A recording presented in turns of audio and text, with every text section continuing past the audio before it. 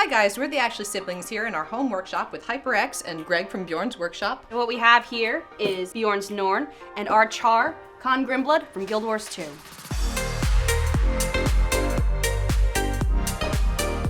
So I was in high school and Hannah was in college, and I saw somebody on Tumblr named Melinda-chan, and she was doing a wonderful Yu-Gi-Oh cosplay, and I saw that and went, what is this?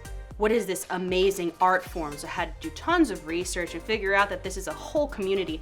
And then I went barging into her and went, Hannah, grab anything from your closet. We're gonna be Sherlock and Watson. I've always loved building things. I actually started with chainmail and a little bit of blacksmithing.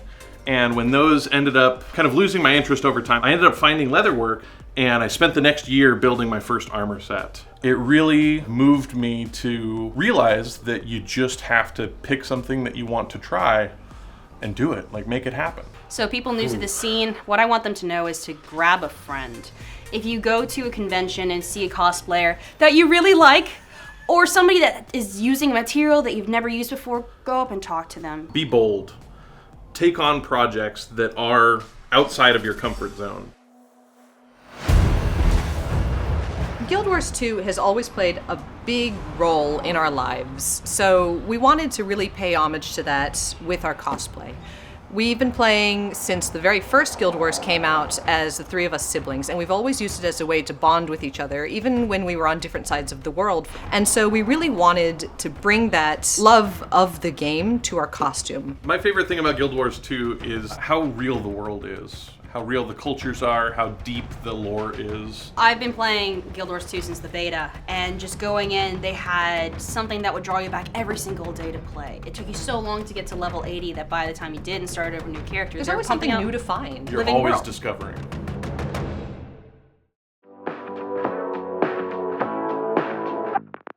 So to start building him, we actually had to figure out how he was going to go together. Just weight-wise, size-wise, how are we going to fit inside of him, because his legs are a faux digi, so we needed to make that look like an illusion around ours. I learned Pepakura, I learned 3D Ripper, so that I could have a paper version of his head, of his just general chest, so that I can measure out his ribs, because inside of his body he has ribs at every plane joint of the character. So anytime there's a flat plane on his model, that's where a pipe was going to go. And so I could measure it around and find the distance between all of them to get that accurate kind of chest. And then the whole thing is suspended on a backpack rig on the inside, so he free floats around us while we're wearing him, with all of the weight being on our hips and our shoulders and across our chests with the suspension harness.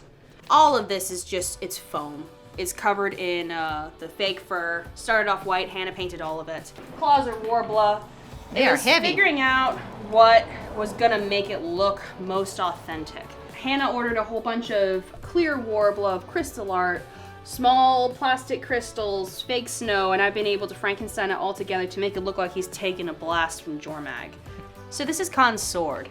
It's a one-handed sword, and now we're going to have it so it props over his shoulder with his left arm, which is now going to remain static. We have an ability to see from about his chest piece so that we can see his like feet. straight down. And that really helps And there's a balance. mesh in his mouth that you can kind of see through too, but it's not ideal. So what we do is we have a walkie-talkie system. So the handler has one end of the walkie-talkie and the other one feeds in to his husk, so that we can be like, there's a child 3 feet in front of you, don't trip on them. Or you know, don't move your keep arm. walking 15 degrees to your left, which is what we actually had to do for TwitchCon. Was Sarah told me where to go because I couldn't see anything on stage, so the lights were too bright. Keep stepping, keep Keep stepping. walk forward, Stop. 5 more feet, keep going, keep And going. strike a So pose. I mean, it looked really cool on stage, but I was totally blind.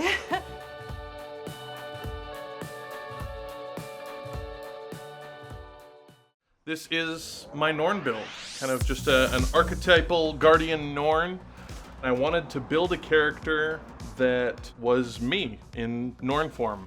So one of the biggest challenges that I faced in this build is how do I get it to look like it's magically just held on to me while still being able to get in and out of it. I wanted this to be something that people could hit me with a stick and I would be fine. You know, I wanted it to be armor. I wanted it to feel like Norn armor that is scaled in a way that fits the character. And so I came up with this way of attaching everything with Chicago screws that once it's all assembled, there's no visible hardware. The other thing is just the number of hammer strikes that went into building this. The breastplate started out as one flat piece of leather. I went through and did all of these bevel lines. Each of those is 100 hammer strikes. So 100 hammer strikes here, 100 hammer strikes here. You know, you end up with thousands and thousands and thousands of hammer strikes. The other couple of things that I'm really excited about on this are the shoulder horns. These are leather that is stitched together. The helmet is probably one of my favorite things that I've ever built. The mask is held on by magnets. So if I need to talk to somebody, if I need to eat food, drink water, staying hydrated is super important when you're wearing 90 pounds of armor. The antlers are 3D printed. This was my first foray into 3D modeling. And this is like 100 other small projects all put together that might each individually take you a handful of hours each. But then when you bring it all together, it gets to be something a little bit more, a little bit bigger.